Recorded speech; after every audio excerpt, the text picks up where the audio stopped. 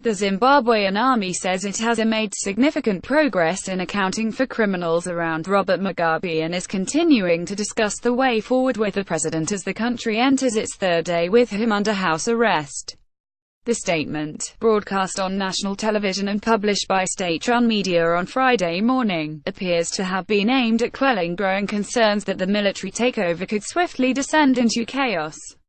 Mugabe has resisted pressure to step down and the army is facing growing calls to outline its plans for a new government. The statement said the army had accounted for some of the criminals around Mugabe in order to bring them to justice since they were committing crimes that are causing social and economic suffering in the country while others are still at large. Since taking power, the military has arrested around a dozen senior officials and leading members of the G40, a faction of the ruling ZANU-PF party, who are loyal to Grace Mugabe, the president's wife. The takeover is thought to have been prompted in part by fears among the military and its allies within the ruling party of an imminent purge of rivals of the First Lady which would allow her to exercise greater power. Timeline: 6 November 2017, Robert Mugabe fires his powerful vice president, Emmerson Mnangagwa, clearing the way for his wife, Grace, to succeed him as leader of Zimbabwe. Grace had accused 75-year-old Mnangagwa, a former intelligence chief, of being the root cause of factionalism in the ruling ZANU-PF party. 8 November 2017, Mnangagwa reportedly flees to South Africa, but vows to return to Zimbabwe to lead party members. "The party is not personal property for you and your wife to do as you please," Mnangagwa tells Mugabe in an angry 5-page statement. 13 November 2017, Zimbabwe's army chief demands a halt to the purge in ZANU-PF, and warns that the military could intervene.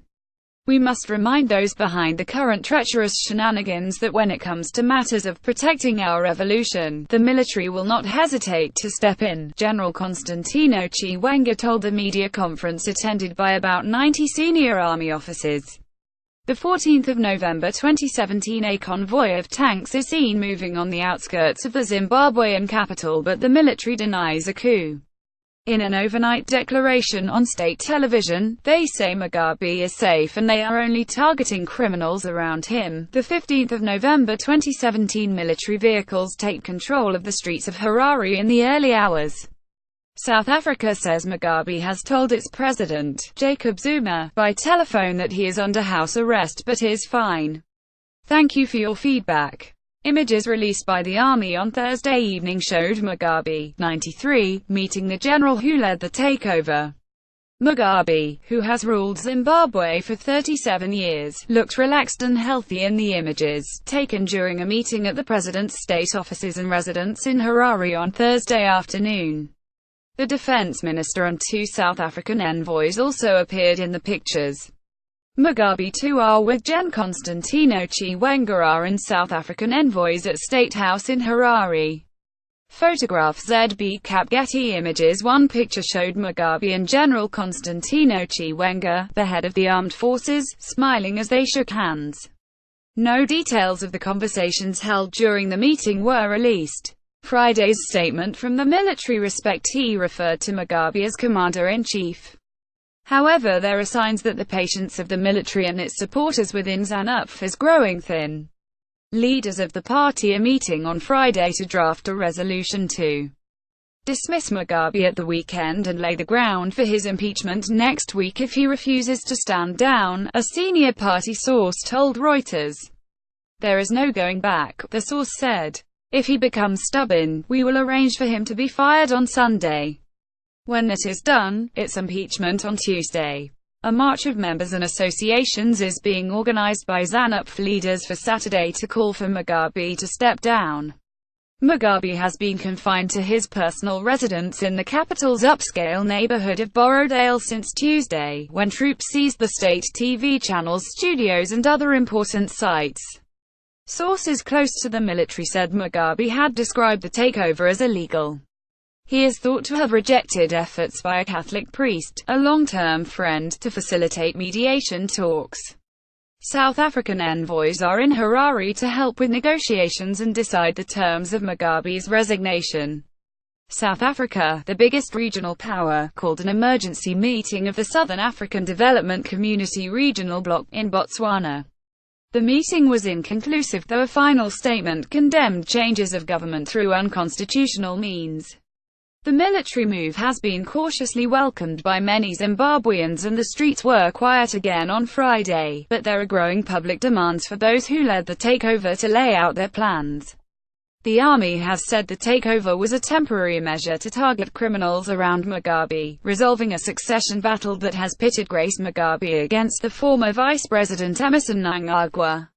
Mnangagwa was reported to have returned to Zimbabwe on Tuesday evening from South Africa, where he fled last week after being stripped of his office by the president in an apparent attempt to clear Grace Mugabe's path to power.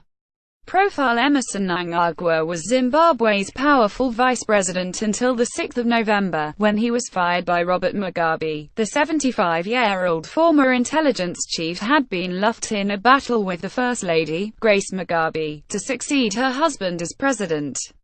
In October, she publicly denied poisoning him after he fell ill at a rally in August, after his sacking, which was seen as an attempt to clear Grace Mugabe's path to power. Mnangagwa fled to South Africa. He reportedly returned on the 14th of November as the military prepared to take over the country, and is firm favorite to become Zimbabwe's next leader. He has strong support within the security establishment and among veterans of Zimbabwe's 1970s guerrilla war, when he earned the nickname the Crocodile.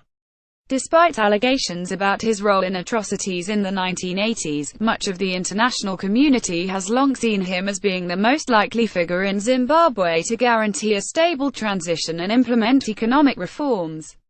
Thank you for your feedback. Opposition officials told The Guardian they believed a deal would eventuate allowing Mnangagwa to be appointed president, with Morgan Tsvangirai, the leader of the opposition Movement for Democratic Change (MDC), serving as prime minister in a transitional government of 3 to 5 years.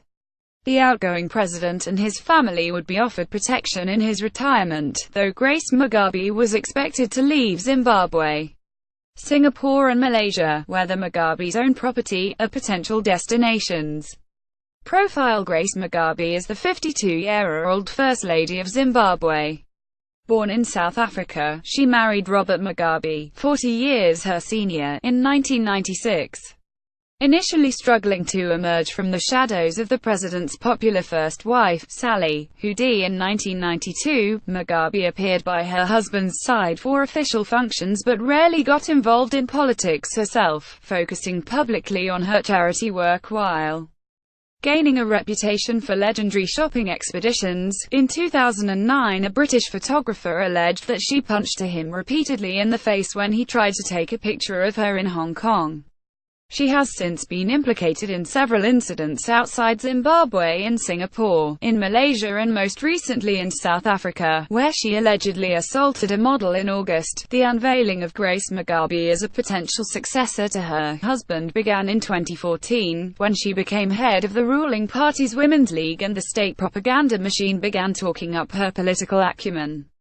Before the events of the 14th of November, her path to power had received a boost when her main rival, the vice president, Emmerson Mnangagwa, was fired on the 6th of November. The feud between Mugabe and Mnangagwa had been bitter. In October, she publicly denied poisoning him after he fell ill at a rally in August. Thank you for your feedback. Members of the G40 who were detained during the takeover would be prosecuted in accordance with the law, the officials said. There was no independent confirmation of the opposition claims, which one analyst described as optimistic, though negotiations are clearly taking place between multiple political actors. The army want Mugabe to relinquish power, but there are some sticking points, said Knox Chitoyo, an expert on Zimbabwe at the Chatham House think tank in London. This is a complete shock to him.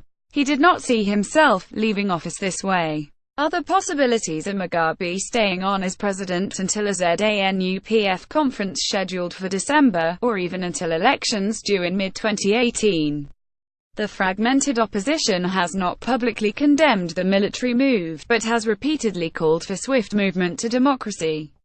The MDC, whose strongest supporters are urban, educated and younger voters, did well in elections in 2000 and 2002, but in 2008 a brutal campaign of intimidation and violence masterminded by Mnangagwa convinced leaders to withdraw from a second-round runoff. Splits and further violence have weakened the party.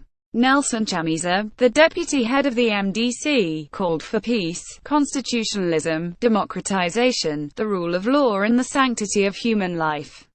Tendai Biti, an opposition leader and former finance minister, called for a transitional authority to take over. Church groups, lawyers and more than 100 civil society associations published statements calling for respect of the constitution. And there are growing concerns that the detention of ministers and officials could be illegal. "I'm no friend of these people. I detest them. But laws are there to protect all of us," said one human rights activist in Harare, who requested anonymity. The acting U.S. Assistant Secretary of State for African Affairs, Donald Yamamoto, said it's a transition to a new era for Zimbabwe. "That's really what we're hoping for."